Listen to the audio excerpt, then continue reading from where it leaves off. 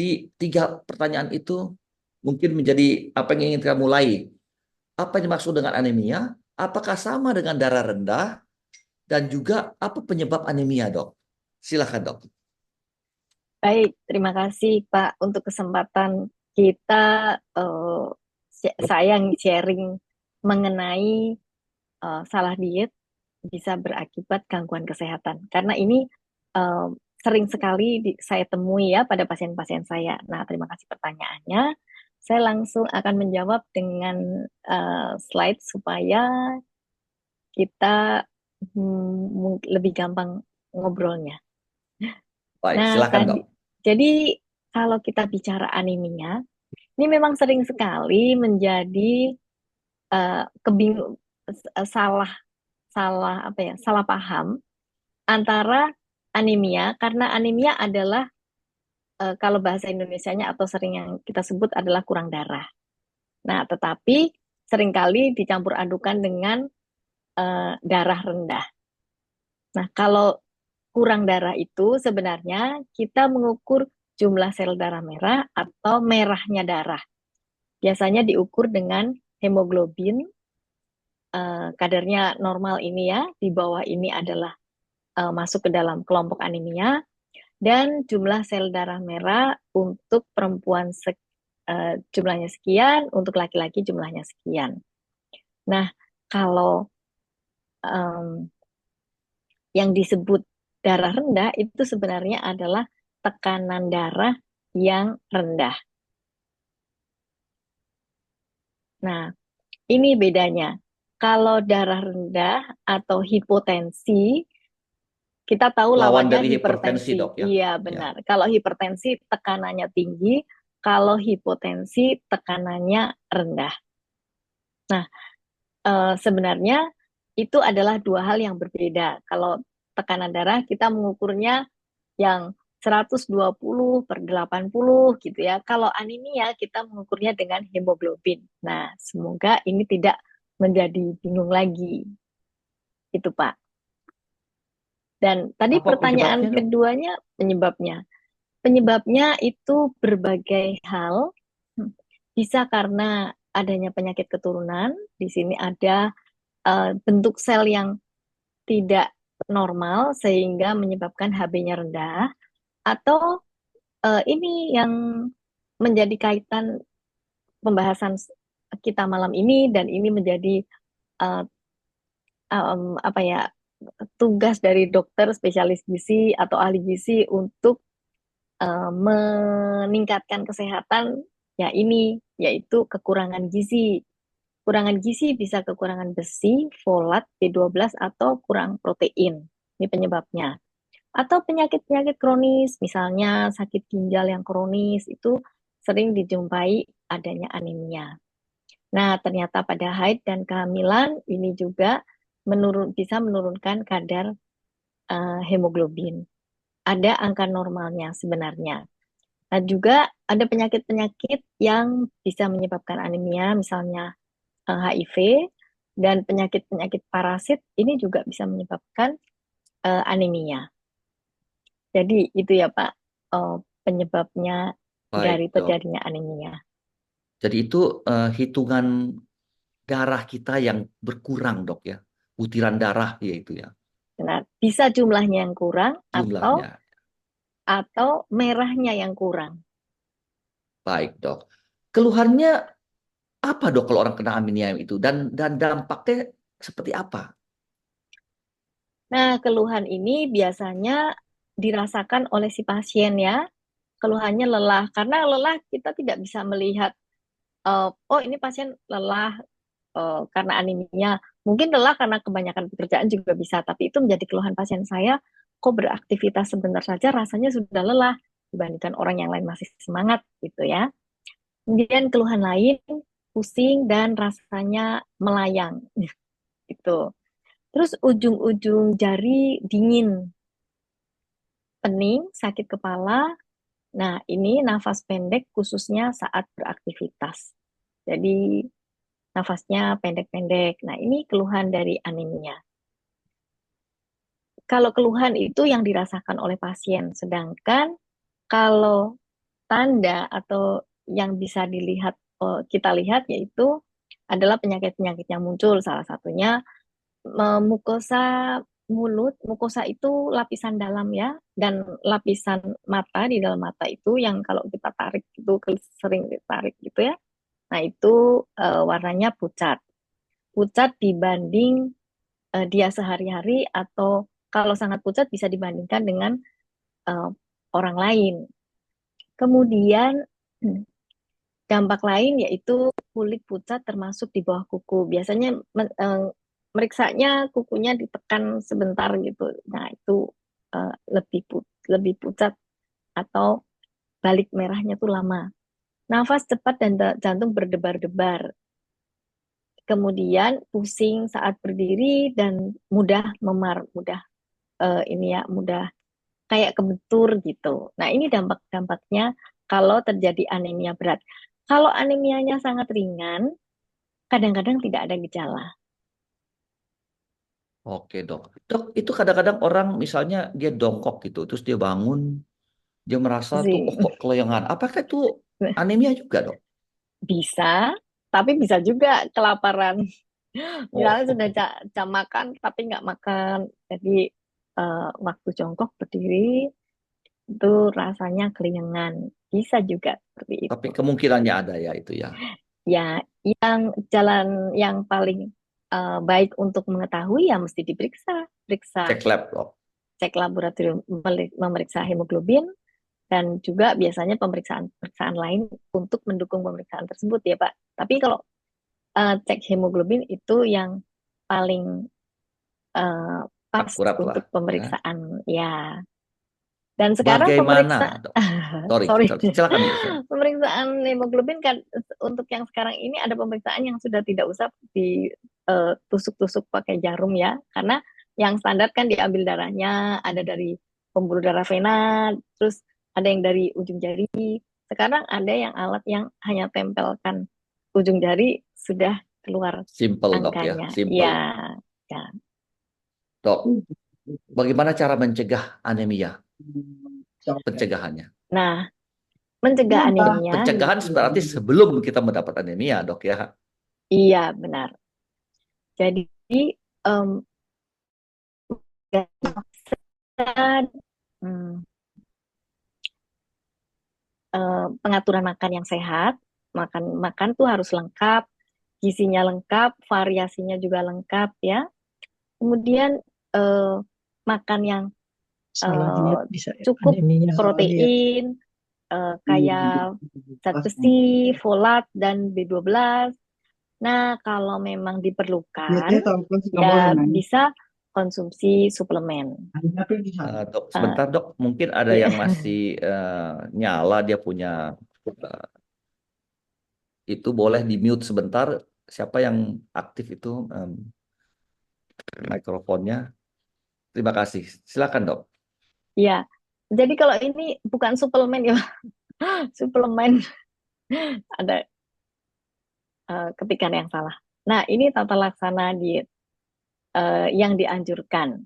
Nah, untuk mencegahnya, yaitu berbagai ini ya, eh, dari berbagai penyebabnya kita harus mencegahnya, yaitu vaksin untuk mencegah penyakit-penyakit tadi ya.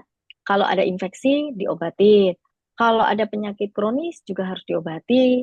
Kemudian kalau ada penyakit kelainan darah, ini juga konsultasikan dengan dokter spesialis darah, kemudian diobati. Kalau ada haid yang berlebihan dan perdarahan, ini juga harus ditata laksana dengan baik. Dan untuk yang kehamilan, itu atur jarak kehamilan. Jadi, mana penyebabnya, ya itu yang harus ditata laksana untuk mencegahnya. Itu, Pak.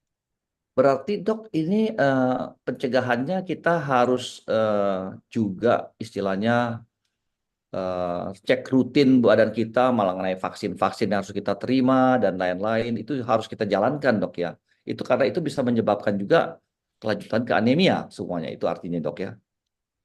Iya, jadi memang em, memang sebaiknya memang diperiksa dulu, kemudian tata laksana sesuai dengan penyebabnya, Pak.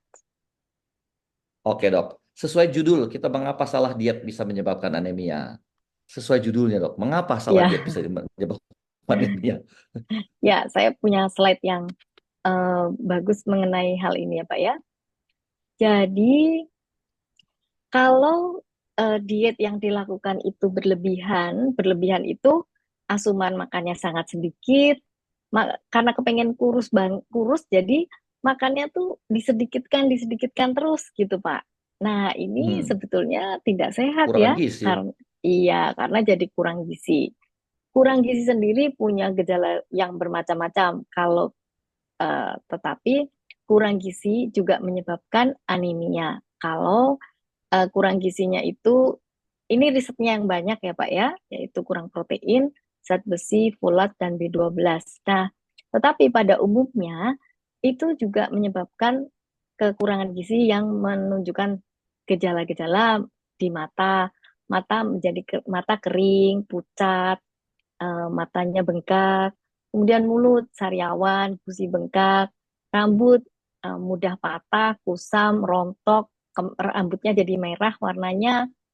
Terus kalau di bulu mata itu jadi lurus-lurus bulu matanya. Hmm, Sementara Bapak tahu ya kalau perempuan kan pengennya bulu matanya itu melengkung gitu ya, Lentik-lentik, Dok. lentik ya. Tapi kalau pada kurang gizi ini bulu mata menjadi lurus-lurus dan warnanya tetap lebih terang gitu. Kemudian, oh ya ini rambut rontok ini seringkali dikeluhkan pasien-pasien saya yang dietnya itu berlebihan. Biasanya muncul keluhan rambut rontok itu sekitar 2 minggu sesudah dia makannya dikurangi sesedikit mungkin. Gitu. Tapi ini juga bisa berlaku orang makannya masih banyak, pasien makannya masih banyak, tapi gizinya rendah sekali atau kalorinya rendah sekali.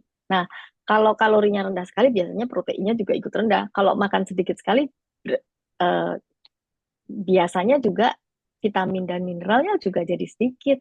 Nah, kemudian di kuku bisa dilihat kukunya menjadi tipis dan lunak, bentuknya seperti sendok. Nah, di otot, kehilangan massa otot, bahkan pada kekurangan kalsium bisa terjadi kaku dan kaku ya pada pada apa ekstremitas atau tangan kaki kaku dan kejang. Jantung juga mengalami masalah pada diet yang berlebihan, bisa tekanannya turun, denyut jantung menurun. Nah, ini kalau kita melihat penyebab masalah dari asupan atau salah diet menyebabkan kurang gizi dan menyebabkan anemia gitu Pak. Makanan sumbernya, Dok, gimana, Dok? Iya. Nah, tadi kan kita sudah bahas mengenai anemia sendiri. Kalau di penyebabnya adalah makanan, itu ini yang paling sering kita jumpai ya, kurangan protein, kurang besi, folat, dan B12. Protein ada di mana? Ini kita tahu ya, bisa hewani, bisa nabati. Hewani ada di daging, ada di unggas, makanan laut atau seafood. Jeroan juga ada juga masuk kelompok protein, kacang, biji-bijian. Ya, di sini makanan yang sering kita temui adalah tahu tempe ya. Kalau zat besi ada di mana? Di daging, unggas, makanan laut, jeroan, makanan yang difortifikasi atau diperkaya dengan zat besi, kacang dan biji, buah kering itu makanan yang kaya zat besi. Terus folat kita temukan di mana? Kacang-kacangan, buah kering, asparagus, telur, sayuran hijau, brokoli, hati sapi, dan telur. Dan vitamin B12 kita dapati banyak di hati sapi, kerang yang matang, tiram, salmon, tuna, daging sapi, susu, yogurt, keju, telur. Ini adalah yang banyak disebut-sebut di penelitian ya Pak ya. Tapi sebenarnya makanan lain juga mengandung makanan tersebut. Jadi banyak banget ya Pak. Kalau ngafalin pusing kan Pak. Iya, jadi kalau saya dengar dokter cerita begini, ini berarti anemia ini eh, banyak sumbernya dari orang diet sebenarnya pertama. Dan juga Eh, kekurangan makanan-makanan yang dokter sebutkan ini makanan sumbernya nih. Iya, benar sekali. Kalau sekarang banyak banyak dijumpai pada orang yang diet ketat atau makan sangat sedikit. Tapi kalau zaman dulu ini banyak dijumpai karena memang zaman dulu makanan sulit didapat, infeksi tinggi, pengobatannya juga sulit ya.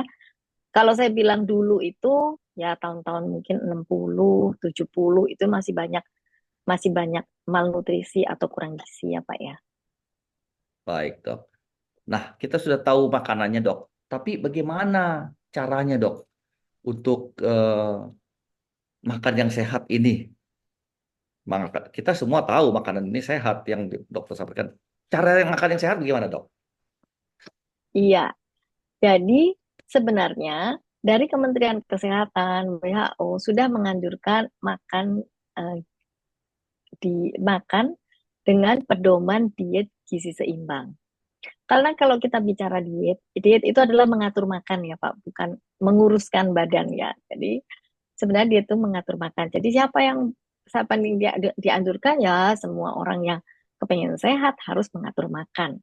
Nah, anjurannya adalah tumpeng gizi seimbang. Ini eh, kita lihat di sini karbohidrat dikonsumsi paling banyak, kemudian sayur dan buah dikonsumsi juga banyak, protein tidak banyak tapi harus ada dan lengkap. Kemudian yang sedikit adalah yang di atas. Nah, jenis makanan yang seperti ini dianjurkan dikonsumsi jumlahnya cukup agar memenuhi kebutuhan gizi kita. Ini kalau kita bicara variasi makan. Nah, kalau kita bicara dietnya sendiri, terus gimana?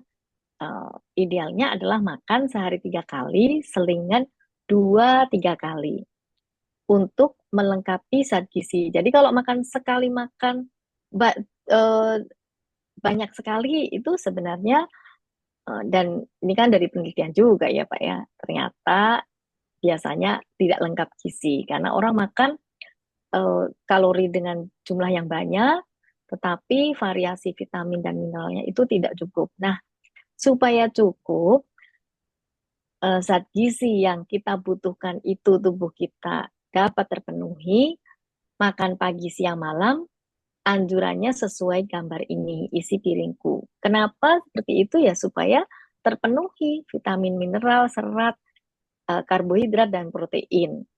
Nah, kalau kita bicara karbohidrat, ini di apa yang ditampilkan adalah makanan pokok, makan nasi, pengganti-pengganti nasi. Kalau saya nggak makan nasi, saya mau makan yang lain, boleh. Misalnya makan kentang, ubi, singkong, bihun, mie. Jadi kalau misalnya orang makan, saya nggak makan nasi tapi makan mie ya sebetulnya sama saja. Nah ini yang paling sering adalah kalau misalnya anak-anak sama orang tuanya, anak sudah makan sup makaroni gitu ya, belum makan nasi, jadi di hayo harus makan nasi dulu, makan nasi lagi. Padahal Hmm, makaroni itu adalah makanan pokok juga, bahan makanan sumber karbohidrat kompleks juga.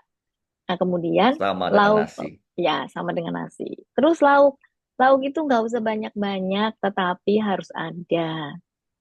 Nah, mungkin kalau misalnya daging antara 50 gram sampai 150 gram itu sekali makan itu sudah cukup.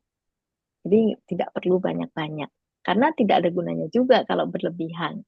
Kemudian buah juga tidak usah banyak-banyak karena anjuran makan buah adalah setengahnya sayuran yang dikonsumsi. Nah, kedua kelompok ini merupakan sumber serat, vitamin, dan mineral, tetapi buah mengandung gula. Nah, ini adalah anjuran pola makan gizi seimbang. Ya, kemudian, Jadi oh ya, makan buah, Dok. Makan buah jadi ya, jangan banyak-banyak, Dok, karena itu gula melulu ya.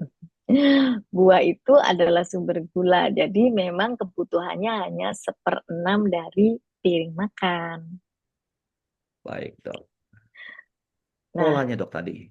ya, jadi em, lanjutan dari cerita tadi, makanan pokok, lauk pauk, sayur dan buah, masing-masing bahan makanan sumber ini punya tugas yang berbeda.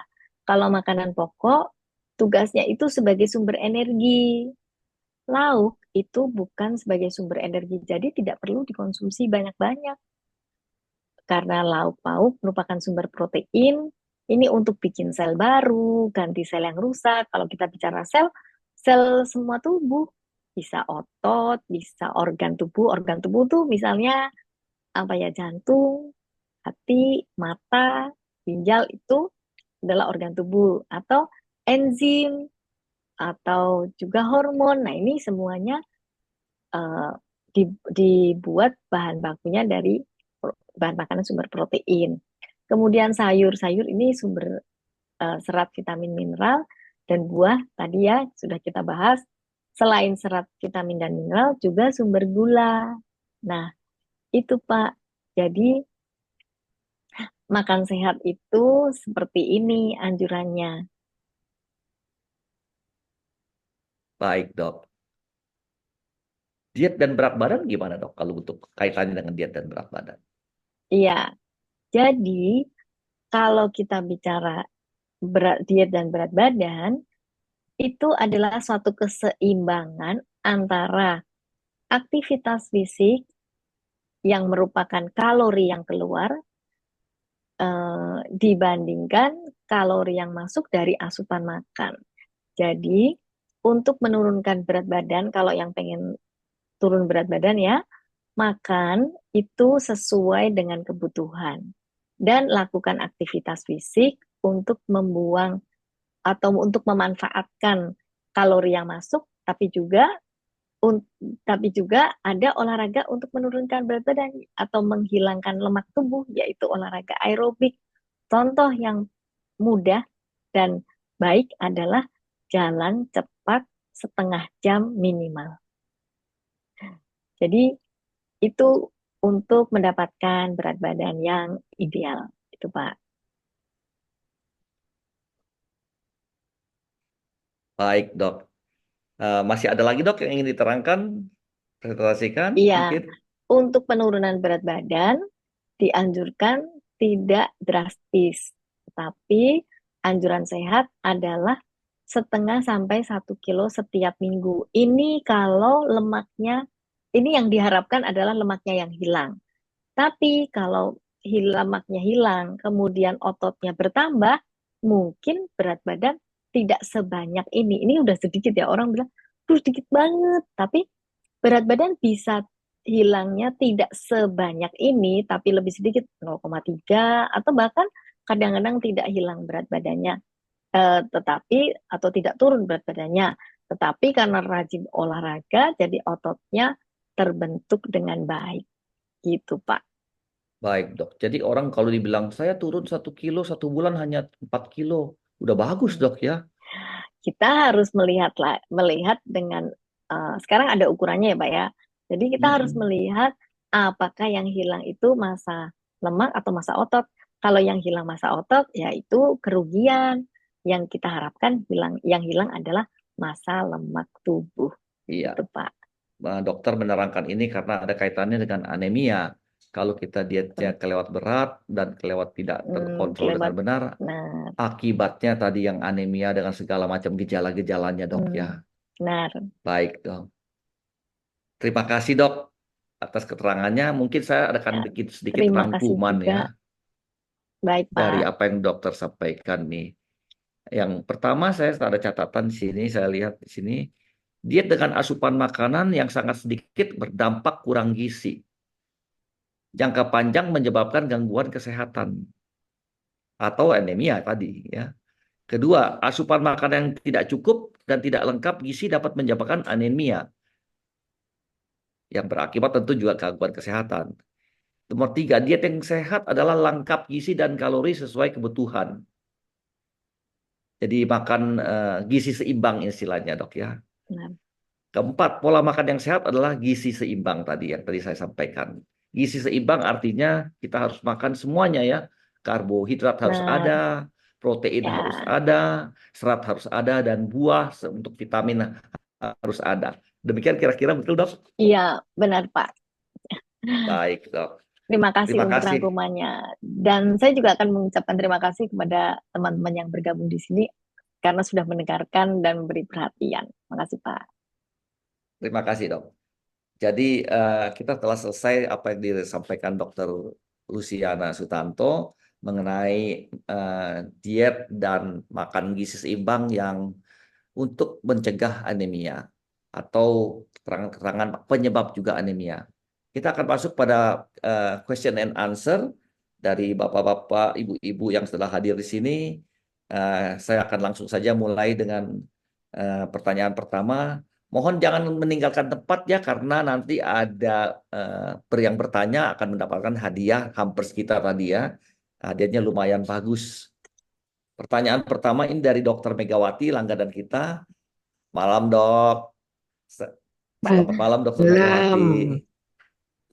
Sehat-sehat Sama ya Pak selalu ya, Gosal. Dok. Iya. Saya akan bacakan ya. Bagaimana cara diet yang benar dan tepat agar tidak timbul anemia dan diet yang berhasil? Nah, tadi sudah disampaikan, tapi mungkin diulang sedikit, Dok. Dari Dr. Megawati menanyakan ini. Baik, jadi terima kasih Dr. Megawati atas pertanyaannya. Jadi diet yang benar itu harus makan yang cukup, lengkap gizi, dan olahraga untuk menghilangkan lemak yang sudah ada. Gitu ya dok ya.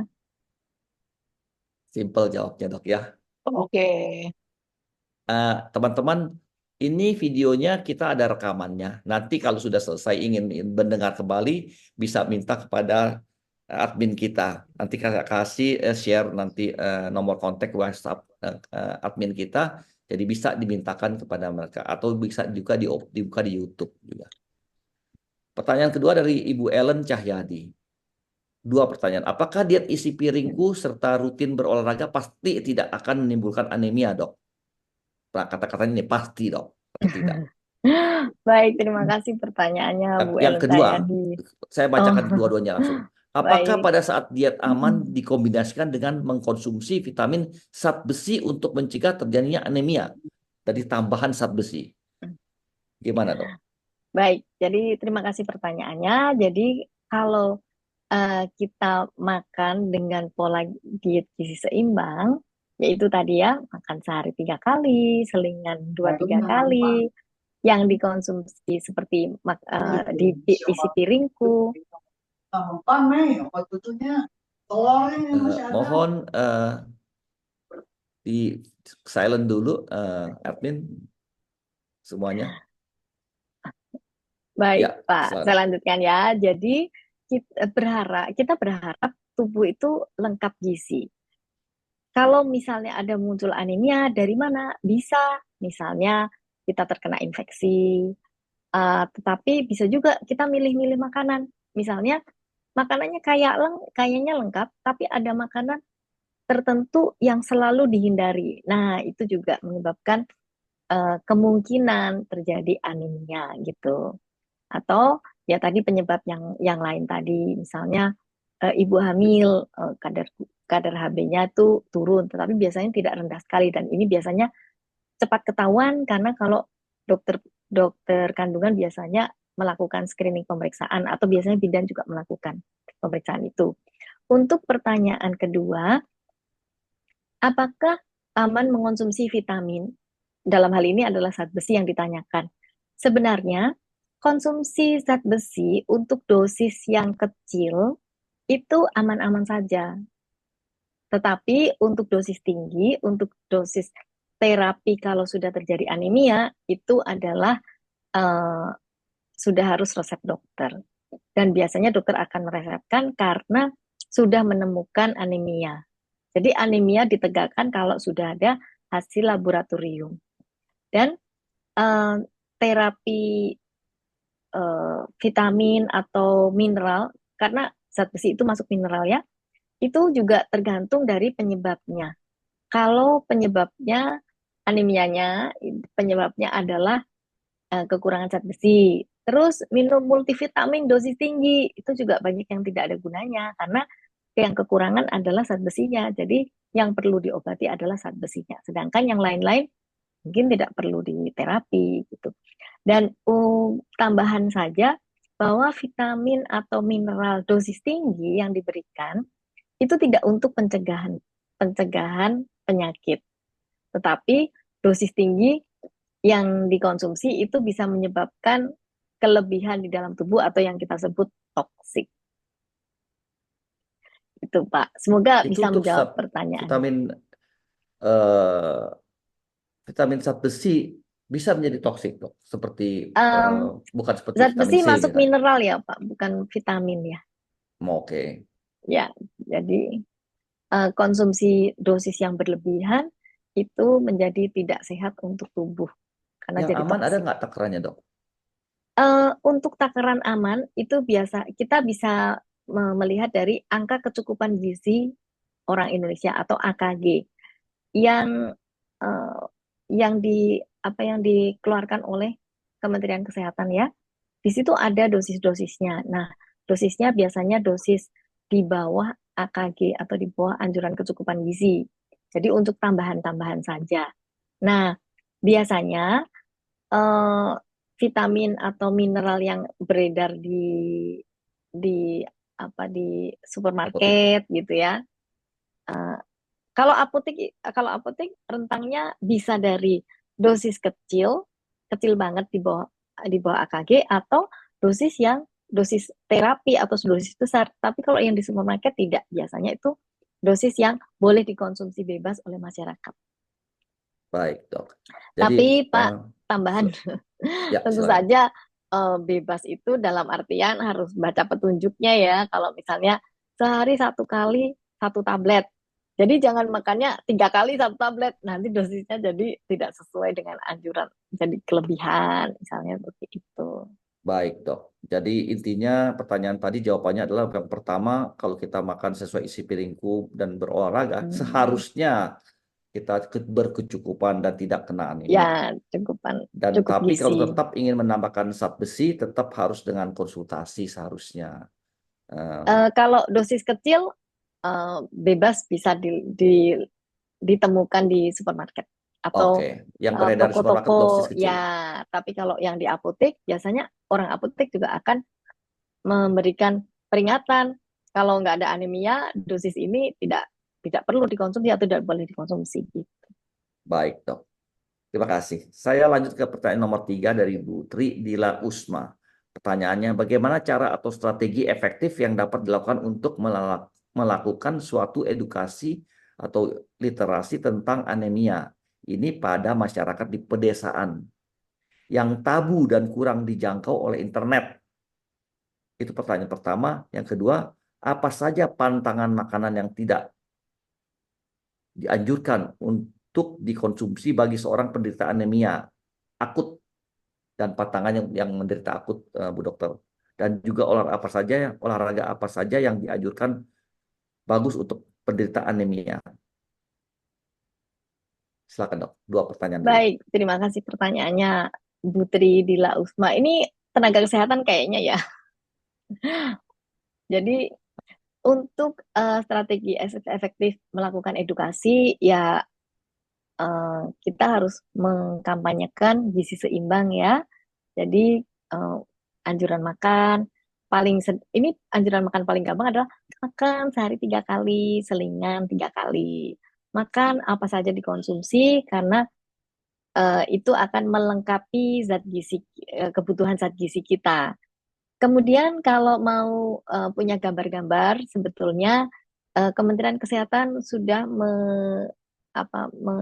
mengedarkan ya, men-share ya, mengedarkan ya mengenai flyer-flyer yang bisa di-print.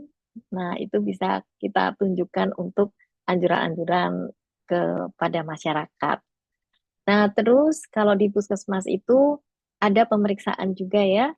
Pemeriksaan hemoglobin itu ada biasanya di puskesmas. Nah, yang ini yang untuk ibu-ibu hamil yang datang ke puskesmas biasanya dapat tablet tambah darah. Nah, itu kita harus mengajarkan atau mendukung mereka supaya mengonsumsinya karena ternyata yang diberikan tablet tambah darah itu banyak, tapi yang mengonsumsi itu sedikit dengan berbagai alasan. Tapi yang saya dengar bahwa alasannya tuh rasanya tidak enak, kayak amis gitu. Ya, karena zat besi itu kalau dikonsumsi itu rasanya memang kayak amis gitu. Jadi konsumsi bersama dengan makan mungkin akan lebih nyaman gitu ya.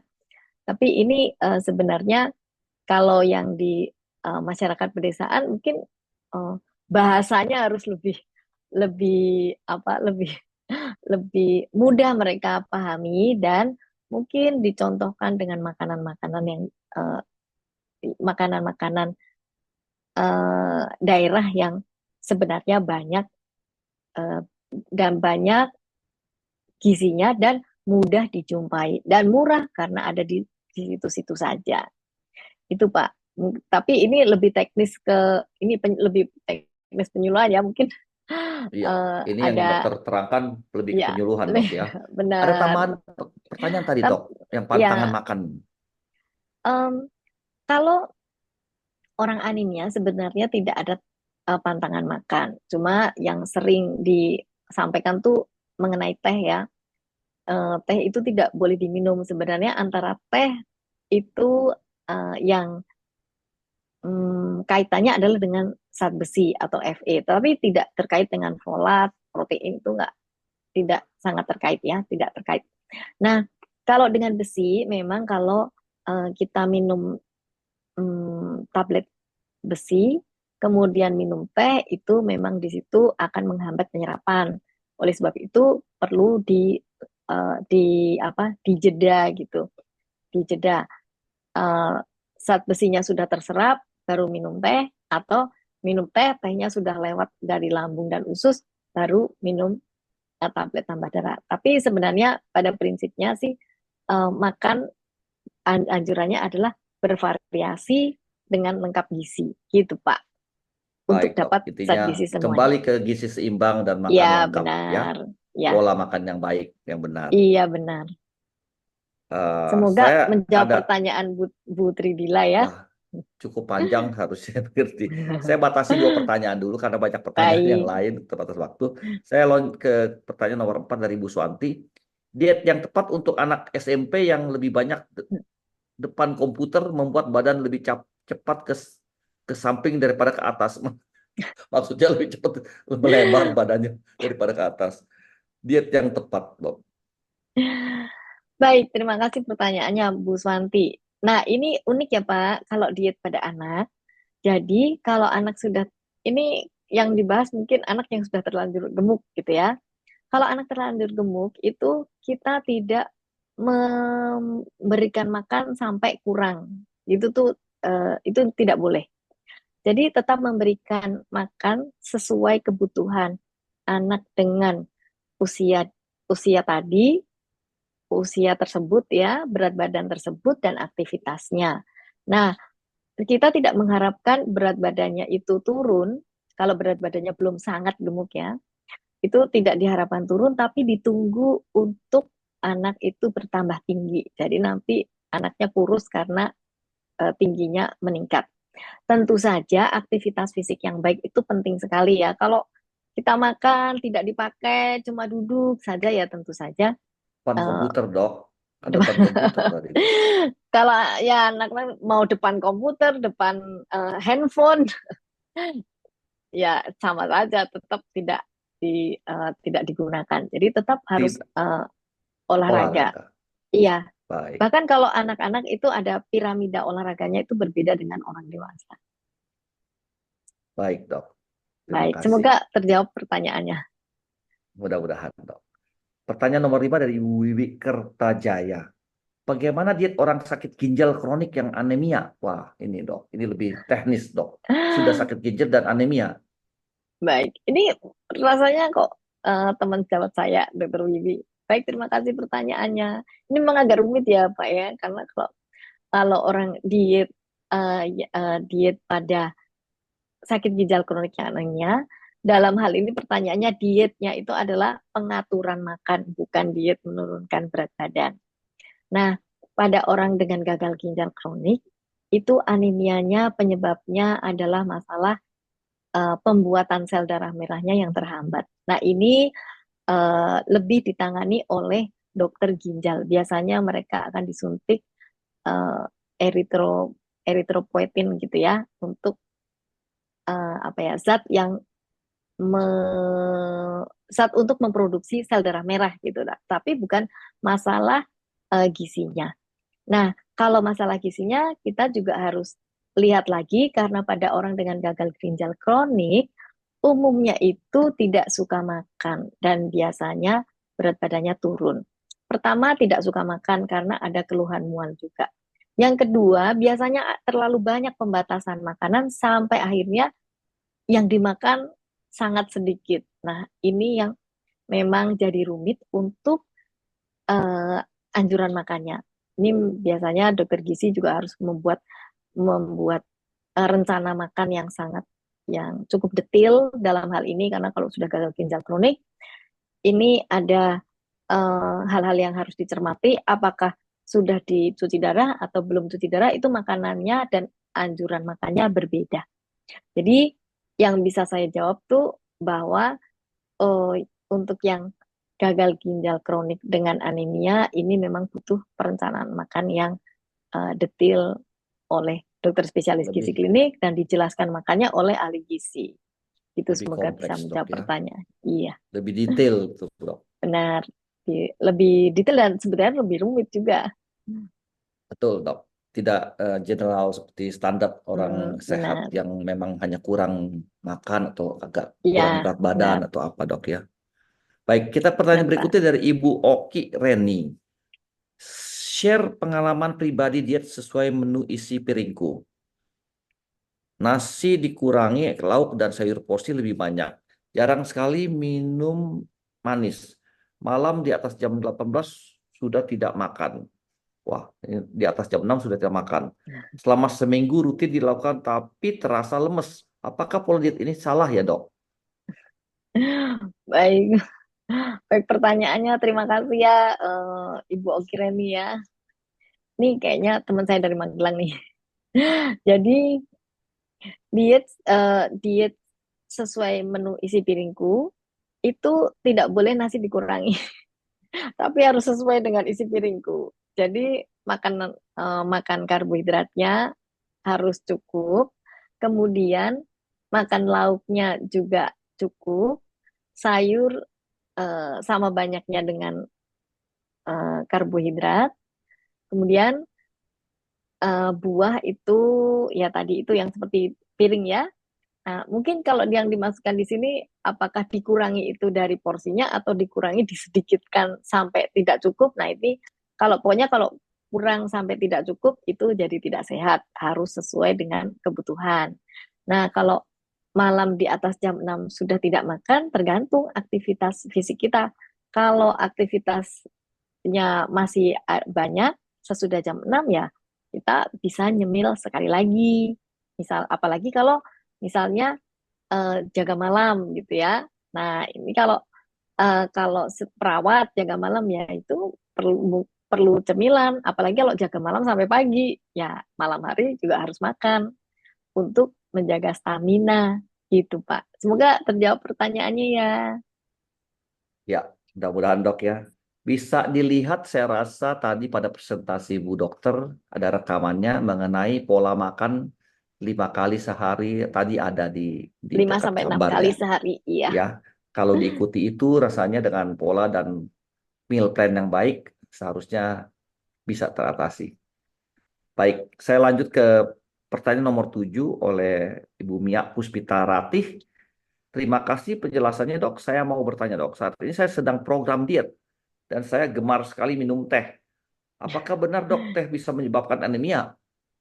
Tadi ada disinggung dikit tuh tentang teh, tapi saya Iya, mungkin apa itu benar, teh dok? benar, Pak. Terima kasih pertanyaannya. Ini Mbak Miani teman saya, Pak. Baik, jadi eh, konsumsi teh yang sehat anjurannya itu adalah 2 penukar atau 2 serving sehari.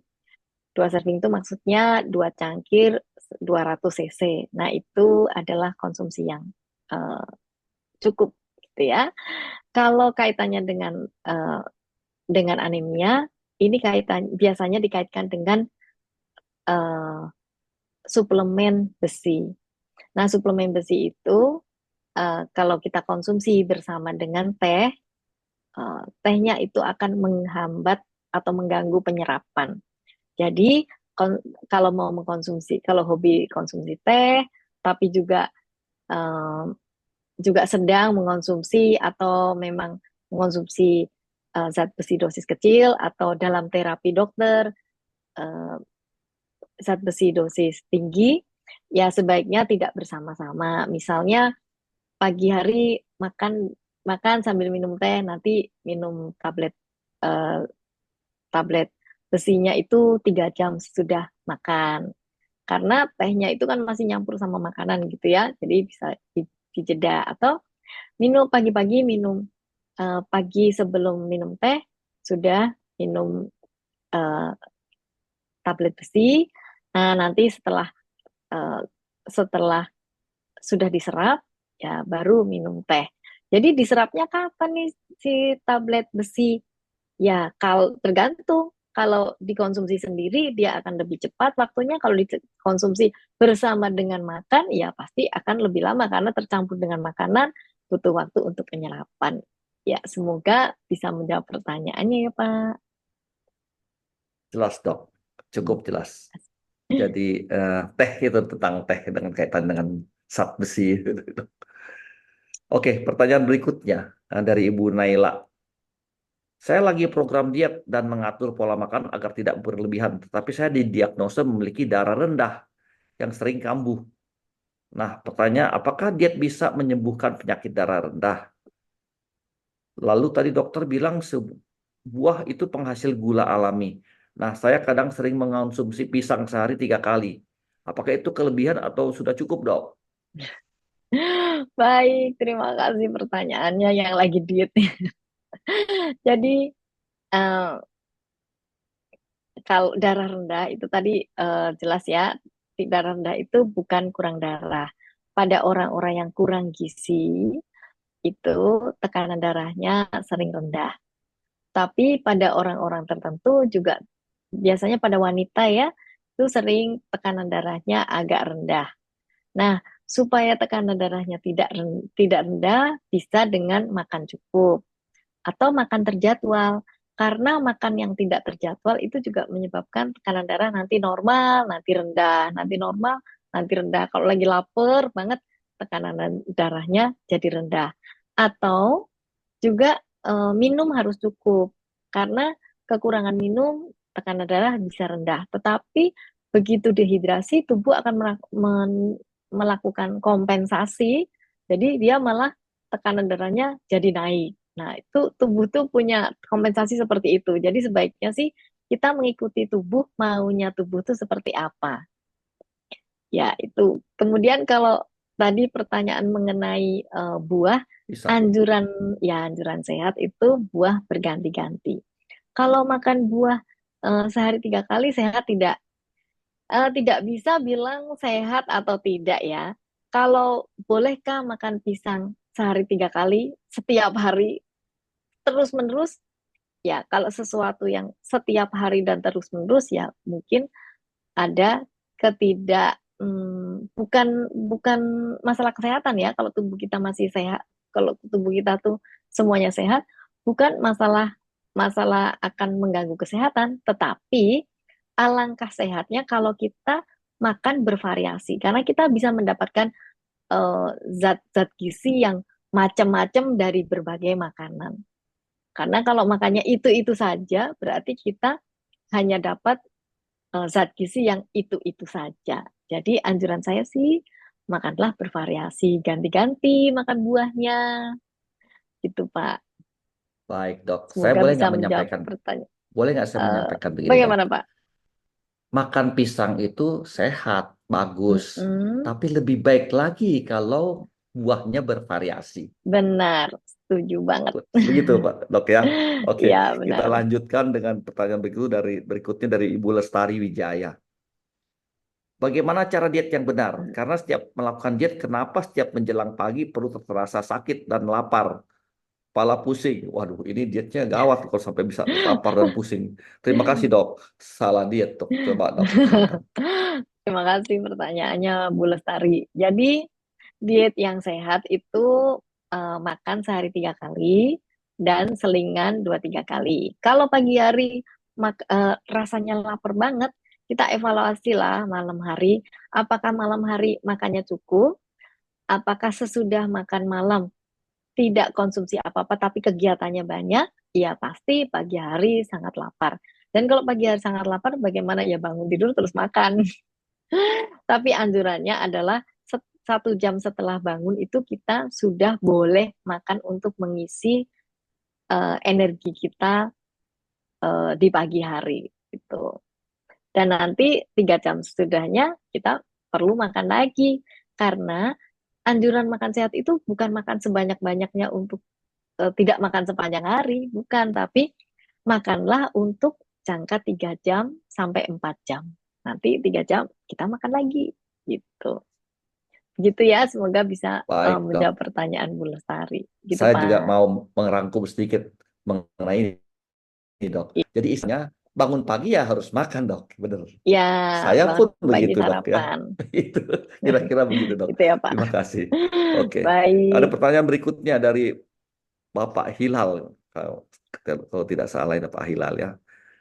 Bagaimana jika sudah terlanjur darah rendah, sudah anemia, sudah dalam keadaan diet, dan sudah dalam keadaan diet, apa yang bisa dilakukan untuk melanjutkan diet? Maksudnya dia sudah kena anemia dan ingin melanjutkan dietnya, Dok. Gimana, Dok? Baik, terima kasih pertanyaannya Pak Hilal. Ada lanjutannya, Dok. Ada Oh, lanjutannya, Dok. Apakah bisa baik, diimbangi dengan minum penambah darah sambil diet? Minum penambah obat penambah darah.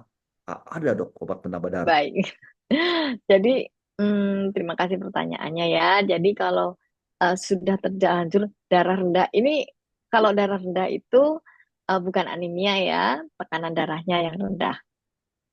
Jadi mungkin makan tidak teratur, bisa juga bikin tekanan darah menjadi tidak stabil ya.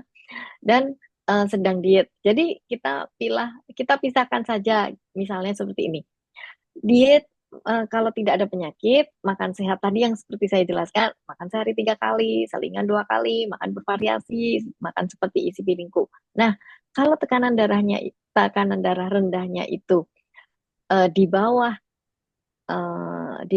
angka normal, memang sebaiknya berkonsultasi dengan dokter karena dokter akan mencari penyebabnya dan mungkin belum tentu juga terkait dengan dietnya, mungkin terkait dengan urusan-urusan kesehatan yang lain gitu ya. Dan kalau untuk melanjutkan diet, nah ini juga sebaiknya berkonsultasi dengan dokter, baik dokter spesialis gizi untuk masalah dietnya atau dokter penyakit dalam untuk mengevaluasi tekanan darah yang rendahnya itu masalahnya di mana gitu Pak. Jadi kalau menjawab pertanyaan kedua, apakah minum penambah darah? Nah, ini karena antara tekanan darah rendah dengan kurang darah ini jadi kalau tekanan darah rendah bukan diobati dengan penambah darah, tablet tambah darah atau tablet untuk anemia. Jadi ini sebaiknya sih memang harus diperjelas dulu ya Pak ya. Iya, pertanyaannya Silakan mungkin berkonsultasi dengan dokter. baik. Mungkin yang mengerti dulu apa yang namanya tekanan darah rendah tekanannya, dan anemia, kurang Iya, darah. iya. Ya, maksudnya mungkin di sini kurang darah, Dok, kalau saya lihat tanggapannya dari Pak Hilal ini. Bisa juga. Baik, kita lanjut ke pertanyaan dari Pak Suherman Setiawan. Diet yang ketat dan tidak mengikuti gizi seimbang, apakah bisa menyebabkan anemia jangka panjang? Diet yang ketat. Nah, Ya, baik. Terima kasih. Ini Dokter Suherman yang sering hadir di webinar kita kayaknya, Pak. selamat Iya, malam, Dok. kalau diet yang sangat ketat yaitu maksudnya makannya sangat sedikit gitu ya. Apalagi tidak mengikuti gizi seimbang, eh, sangat bisa menyebabkan anemia. Dan kalau itu dilakukan jangka panjang, ya berarti anemianya akan jangka panjang. Tetapi tetap saja sebaiknya sebagai dokter juga mengevaluasi penyebabnya anemia itu apa. Semoga Ya, bisa menjawab baik. pertanyaan Dokter Suherman. Ya, harus hati-hati dengan diet Itu, yang menyebabkan anemia, Dok, ya. Tadi yang iya benar. dipresentasikan sebabnya bisa berlanjut ke segala macam, ke Segala ginjal, macam. ke segala macam itu dok ya. Udah kayak gula juga dok ya, sama seperti mirip-mirip Bisa nyambernya kemana-mana. kemana-mana gitu. Oke, kita pertanyaan nomor 12, Yunitas dari Ibu Yunita Susanti. Dok, izin bertanya ya, apakah Ya, suplemen zat besi selalu diperlukan untuk mencegah anemia? Ataukah bisa cukup hanya dengan memperbaiki pola makan? baik Mbak. pertanyaan. Terima kasih pertanyaannya Bu Yunita. Silakan dok. Ya, jadi em, suplemen zat besi itu tidak harus diberikan kepada untuk mencegah anemia. Dari makan saja, makan lengkap gizi atau gizi seimbang tidak bisa untuk mencegah anemia. Tetapi kalau untuk mengobati anemia tidak bisa, harus dengan suplemen suplemen zat yang diperlukan. Eh, Tolong Bapak siapa nih yang inisialnya S? Pak Suherman mungkin di off dulu itunya mikrofonnya. Terima kasih. Jadi, kalau sudah terdiagnosis anemia, harus dicari penyebabnya. Apakah kurang besi, apakah kurang protein, ataukah kurang eh, vitamin B12 atau folat atau yang lain. Karena kalau penyebabnya bukan kekurangan zat besi, kemudian diberikan suplemen zat besi, ya ini tidak bisa mengobati anemianya. Tapi kalau untuk mencegah suplemen zat besi dosis yang kecil itu boleh dikonsumsi, tetapi tidak harus dikonsumsi. Tapi kalau makan gizi seimbang itu anjuran idealnya memang pola makan berdasarkan pola makan gizi seimbang. Itu untuk mencegah anemia dan untuk menjaga kesehatan kita. Iya, Itu Pak, semoga bisa menjawab pertanyaan Bu Yunita ya. betul. Tadi juga di presentasi dokter ada tentang makanan-makanan untuk mencegah anemia yang mengandung zat besi itu. Ada listnya kalau nggak salah dok ya. Iya, Baik, kita pertanyaan lanjut kepada Ibu Anita dari Rumah Sakit Umum RSUD Muntilan, Ibu Anita. Selamat malam dokter. Izin bertanya, apakah pola makan dengan gizi seimbang itu bisa diterapkan di semua usia? baik. Terima kasih pertanyaannya. Ini Dokter Anita atau Suster Anita atau bagian laboratorium atau dan lain-lain ya, yang pasti dari apa kampung halaman tetangga kampung halaman saya nih Pak. Datang Bu ya. Jadi jadi em, untuk gizi seimbang itu bisa diterapkan di semua usia, tetapi perlu diketahui bahwa gizi seimbangnya itu berbeda tiap kelompok umur. Ada yang kelompok umur untuk 6 bulan sampai 2 tahun, 2 tahun sampai 5 tahun, dan 5 tahun ke atas dewasa itu tidak ada batasannya. Nah, itu yang tadi saya tampilkan itu adalah untuk di atas balita. Jadi, di atas balita sampai dewasa itu eh, apa namanya porsinya seperti itu. Kalau di bawah itu porsinya sedikit berbeda. Kalau nanti Bu Anita perlu ininya ya, apa namanya, pedoman piringnya nanti bisa saya kirimkan ya. Atau bisa download di Pedoman Gizi Seimbang 2014 oleh Kementerian Kesehatan. Jadi bisa di-download, itu ada gambar-gambarnya semua. Gitu. Semoga bisa menjawab pertanyaan Bu Anita gitu, Pak. Ya, sudah ada informasinya tadi. Nanti pun kita ada share WhatsApp admin kita yang ingin minta dokumen-dokumen apa yang Ibu dokter sebutkan di sini, Dokter Lucy sebutkan, bisa dimintakan kepada Bisa ada admin NutriHealth Indonesia kita. Akan ya. diberikan listnya itu. Oke, kita lanjut ke pertanyaan berikut. Ibu Eviana, pertanyaannya, selamat malam dok. Apakah orang yang menderita anemia boleh melakukan diet yang ketat? Tadi sudah ditanya kalau nggak salah ini. Tapi nggak apa-apa, ulang lagi dok. Baik, terima kasih pertanyaannya Bu Eviana. Jadi ini eh, sesuatu kegalauan ya Pak ya. Jadi diet ketat bisa jadi anemia. Kalau sudah anemia, boleh diet ketat nggak? Jadi sebenarnya yang saya maksudkan dengan diet ketat menyebabkan anemia itu adalah diet sampai kurang gizi bisa menyebabkan anemia. Tetapi kalau sudah anemia, yang dimaksudkan diet ketat itu makan yang teratur dan ketat itu ya harus dilakukan, tapi bukan kurang gizi, maksudnya seperti itu. Jadi kalau sudah anemia, memang harus punya rencana makan yang baik untuk kesehatan kesehatan pada umumnya, kesehatan tubuh pada umumnya untuk mencegah anemia lagi, mencegah anemia lebih lanjut ya, tentu saja anemianya harus diobati ya, tapi tetap bisa kalau ditanya kalau udah anemia, saya gemuk, bisakah saya uh, berdiet supaya kurus? Bisa, tetapi yaitu dengan evaluasi tertentu gitu, Pak. Jadi bisa banget gitu. Justru malah khawatirnya gemuknya karena makannya tidak seimbang. Jadi makan tetapi tidak bervariasi. Terlalu banyak karbohidrat dan lemak sampai beratnya naik, tetapi kelengkapan zat gizinya tidak ada.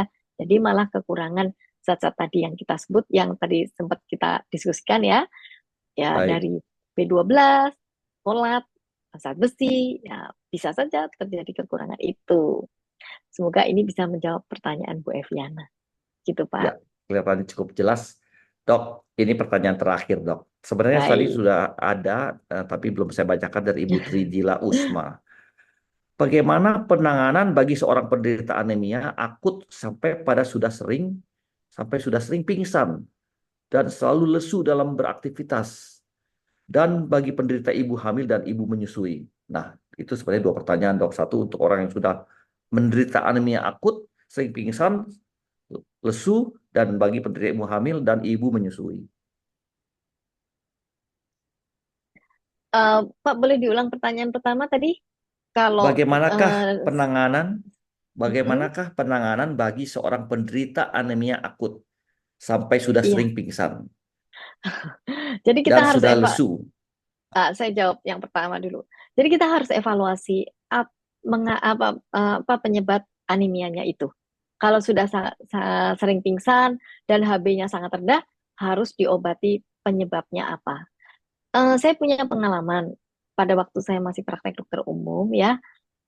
Saya punya pasien HB-nya sangat rendah. Waktu saya anamnesis ternyata dia haidnya itu sangat banyak. Jadi waktu itu saya rujuk ke dokter penyakit kebidanan dan kandungan atau OBGYN. Oleh dokternya dievaluasi ternyata ada miom. Dan setelah miomnya dioperasi, diobati, itu anemianya berangsur-angsur membaik. Jadi kita harus pisahkan dulu ya penyebabnya anemia itu apa, dan itu harus diobati. Untuk makan sehat harus kita lakukan untuk menjaga kesehatan. Itu Pak untuk jawaban pertanyaan pertama. Baik, Dok. Semoga bisa terjawab ya. Ya. Yang kedua, Bu Dok, untuk Hmm. ibu menyusui dan ibu hamil. Tetap harus gizi seimbang, terpenuhi kebutuhan kalorinya, dan kalori untuk ibu hamil dan ibu menyusui itu berbeda dengan eh, perempuan dewasa sehat, istilahnya begitu ya. Jadi orang hamil itu ada perbedaan jumlah kalori dan protein yang harus dipenuhi, dan berbagai mikronutrien juga ada tambahan-tambahannya. Itu ada perinciannya detil yaitu di peraturan Kemenkes yang ada AKG-nya atau angka kecukupan gizinya tuh ada di situ anjuran-anjurannya. Jadi tetap harus terpenuhi zat gizi pada saat menyusui dan hamil. Itu ada rincinya sendiri-sendiri sih Pak. Baik, Dok. Begitu. Semoga ini Pertanyaan menjawab tambahan, Dok. pertanyaannya meskipun nggak bisa Last pertanyaan pasti. terakhir, Dok. Baik. Malam, Dok. Maaf telat. Saya mau tanya, kalau tiap pagi saya cuma makan buah, perut kosong, tapi kenapa berat badan saya turun banyak selama 2 bulan? Selama 2 bulan turun 7 kilogram. Apa yang harus saya perbaiki, Dok? Baik, terima kasih pertanyaannya Bu Yani. Jadi, em, sarapan itu tidak cukup kalau hanya buah, karena buah itu adalah sumber vitamin, mineral, serat, dan gula. Dan berarti kalau setiap pagi hanya mengonsumsi buah, berarti hanya mendapatkan zat gizi itu. Sedangkan tubuh kita perlu dari karbohidrat kompleks, protein, dan eh, kelengkapan vitamin mineral yang dari sayur. Jadi idealnya sih lengkap gizi. Itu Iya. jadi kalau berat badannya turun banyak, kalau memang dari makanan yang tidak cukup, itu sangat gampang diterapi ya. Jadi tinggal makannya banyak, lengkap gizi. Tetapi kita juga harus evaluasi kalau Bu Yani merasa, oh saya makan sudah cukup, kenapa berat badan saya turun? Nah itu harus dievaluasi apakah ada penyakit yang bersembunyi di dalam tubuh. Karena itu bisa menyebabkan hal-hal keluhan-keluhan itu. Begitu Pak. Semoga bisa menjawab pertanyaan Baik. dari Bu Yani, pertanyaan Konklusinya, terakhir. konklusinya makanannya kekurangan karena hanya cairan Ya gula benar, itu sedikit ya. pagi harinya. Kita tidak tahu Ya, siang dan malam, Pak. Kalau siang dan begitu. malamnya sangat banyak, kita tetap harus evaluasi penyakitnya. Ada Baik. penyakit atau tidak. Gitu. Terima kasih Baik, dokter Pak. atas Terima keterangannya kasih. semua, jawaban-jawabannya. Mudah-mudahan pemirsa semua teman-teman sini menyerap apa yang disampaikan oleh Bu Dokter, baik dari presentasi maupun dari pertanyaan-pertanyaan yang dijawab oleh Bu Dokter di sini. Terima kasih dokter sekali lagi. Ya, terima kasih juga sudah mengundang dan sudah menyelenggarakan acara ini. Juga buat Baik. pemirsa yang sudah berpartisipasi. Terima kasih. Oke, teman-teman semuanya, kita nanti juga acara ini selalu kita akan lakukan 2 bulan 1 kali. Untuk bulan depan itu kita akan melaksanakan webinar ini pada hari Jumat tanggal 25 Oktober dengan tema Pantang Nasi Tetap Gendut. Nah, ini dia. Pantang nasi tetap gendut. Menarik ini, ya. Padahal sudah nggak makan nasi, tapi tetap gendut. Kenapa tuh? Nah, ini akan kita bahas 2 bulan lagi, tanggal 25 Oktober. Ya. Jangan kemana-mana karena bulan depan pun ada hadiah tetap dari Hampers, dari Femi Fiber Kalbe, ada Peptisol, dan voucher-voucher yang untuk juga 10 orang pemenang dari yang akan kita undi bulan depan, 2 bulan lagi. Nah, tentang NutriHealth Indonesia, mungkin banyak orang yang belum tahu tentang NutriHealth Indonesia, tempat saya bernaung, yang di mana juga Ibu Dr. Luciana Sutanto juga bernaung juga di dalamnya, adalah sebuah perusahaan yang menangani program untuk konsultasi nutrisi yang bersangkutan dengan penyakit atau klinikal, atau orang-orang sakit, atau orang-orang yang ingin diet yang benar, cara yang benar, menurunkan berat badan yang tepat, cara yang benar, yang sehat. Kita ada program 12 minggu, ada juga program yang 4 minggu, dan juga ada program-program lainnya, yang seperti untuk ibu hamil, untuk anak-anak juga, yang ingin mendapatkan informasi lebih bisa menghubungi kita di hotline kita nanti. Kita sampai pada pemenang layanan konsultasi, pemenang dari yang bertanya tadi ya. Di sini ada klaim hadiah Bu Dr. Megawati yang rajin bertanya, Ibu Tri Dilas Usma, Ibu Wiwi Kertajaya, Ibu Mia Puspita Ratih, Ibu Naila, Ibu Ellen Cahyadi, Ibu Swanti, Ibu Oki, Ibu Marcella, dan Pak Helal. Pak Helal mendapatkan juga hadiah seperti yang kami sampaikan awal tadi, adalah Coco Film Fiber, Coco Film Meal, 1 kotak susu Peptisol. Mohon untuk teman-teman yang mendapat hadiah, screenshot ini dan WhatsApp kepada nomor 081211755551. Bagi teman-teman juga yang ingin bertanya atau minta sesuatu yang dari kami, mungkin ada yang ingin disampaikan, misalnya tadi yang disampaikan Ibu Dokter kepada kami untuk misalnya cat makanan atau apa-apa, silakan menghubungi hotline kita ini yang adalah 081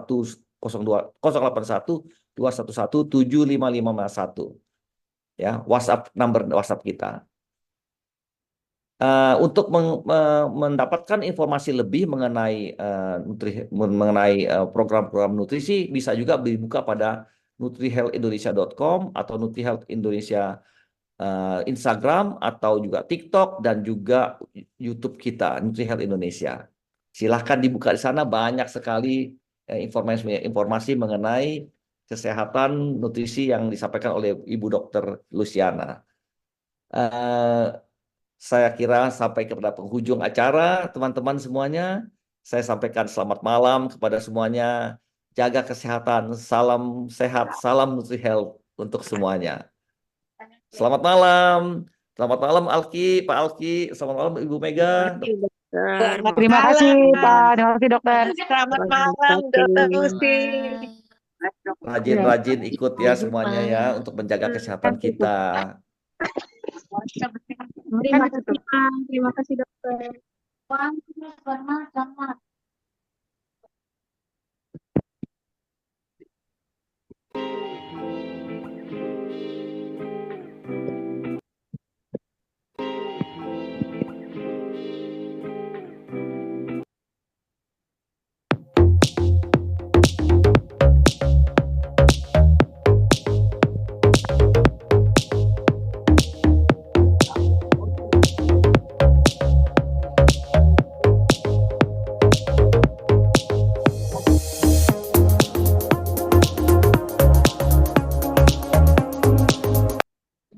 Pagi.